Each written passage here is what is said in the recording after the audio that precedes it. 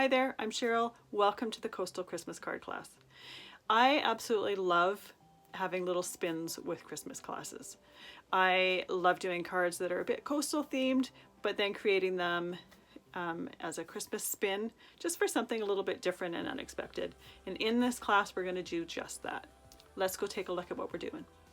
Now these are the 3 cards that we're going to be creating in this class. Now I live on the West Coast, I love anything coastal, and I just thought it would be a fun play on coastal to create cards that have a bit more of a Christmas theme.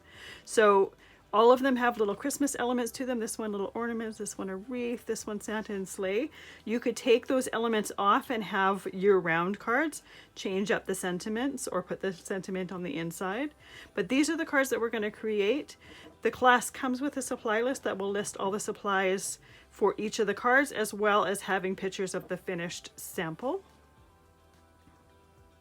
Those supplies are linked to where you can purchase them if you choose. Now let's go create some coastal Christmas cards.